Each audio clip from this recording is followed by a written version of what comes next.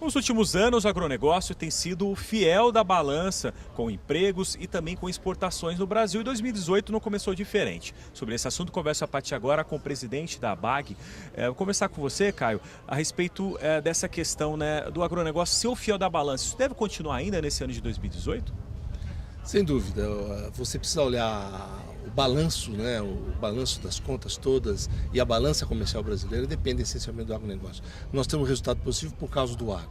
Claro que esse ano a gente não repete o PIB, o crescimento do PIB do agro do ano passado, 13% foi uma coisa extraordinária esse ano. Claro que é positivo, mas é bem muito menos do que isso, por uma série de razões, até porque crescemos muito no ano passado.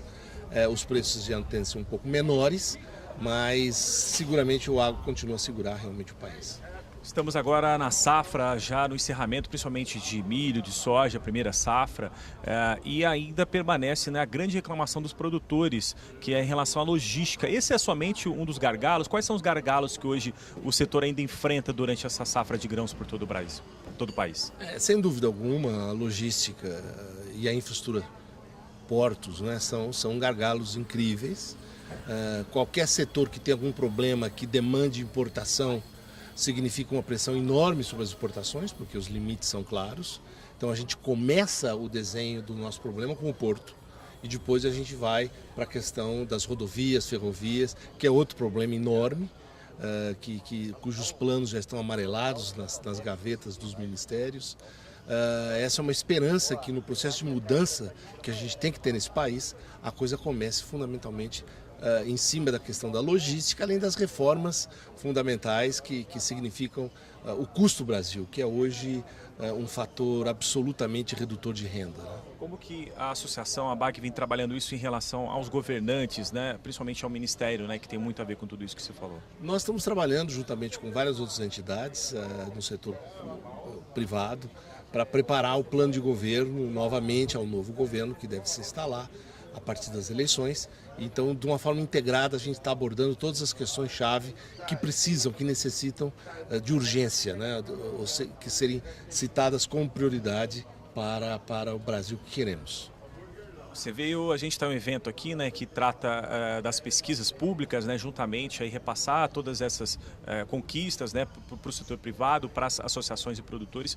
E você veio comentar aqui na palestra a respeito da cana-de-açúcar. É um setor que conseguiu sair, está conseguindo, aliás, nos últimos anos, sair daquela crise que estava, né? Como que a ABAG avalia esse importante setor da economia brasileira? Está sempre entre os 3 mais importantes do país. Portanto, tem um peso relevante, não apenas, digamos, pela importância do ponto de vista do PIB nacional, mas pelo peso e relevância internacional. Hoje, 45% do açúcar que é movimentado no mercado internacional é do Brasil. Portanto, na questão do açúcar, na questão do etanol, nós vimos sofrendo muito. Na verdade, o setor foi literalmente massacrado, principalmente pelo governo Dilma, foi realmente um massacre. E sobrevive porque é muito resiliente. Portanto, nós estamos ainda vivendo, digamos, da pressão toda que sofremos. O endividamento continua elevado, portanto, haverá um período razoável para essa recuperação. A gente começa a recuperação de fato e a gente começa, num governo de transição, até algo inédito, conseguiu fazer alguma coisa que outros governos não conseguiram, que foi, por exemplo, pensar o longo prazo e aprovar o RenovaBio, que vira lei e agora é assinado o início da sua regulamentação, para que a gente possa ter futuro. Portanto, olhar a matriz energética, olhar o futuro de cana-de-açúcar hoje, para o restante do mundo, para o capital externo, que é tão importante para nós, é realmente uma coisa diferente. Para terminar, vamos falar um pouco a respeito desse evento que você participou aí, trazendo a experiência, né, informações da ABAG. A gente vê aqui a Embrapa, o IAC, várias instituições de pesquisa mostrando os resultados, né, para os produtores, associações. Isso é muito importante para a agricultura, a pecuária desenvolver no país. Isso é talvez um dos mais importantes, não é só importante, é dos mais importantes. É um trabalho que foi esquecido no Brasil. o investimento em P&D é muito pequeno, seja pelo Estado, pelo setor privado. Isso é uma reação necessária, fundamental. Isso faz parte do processo essencial de mudança no país.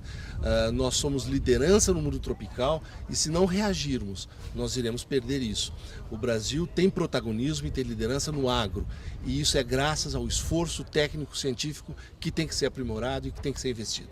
Muito obrigado. Eu conversei com o Luiz Carlos Corrêa de Carvalho, famoso Caio, aí, presidente da BAG, e falou pra gente aí, dando esse panorama da associação em relação ao agronegócio para o ano de 2018. Voltamos ao estúdio.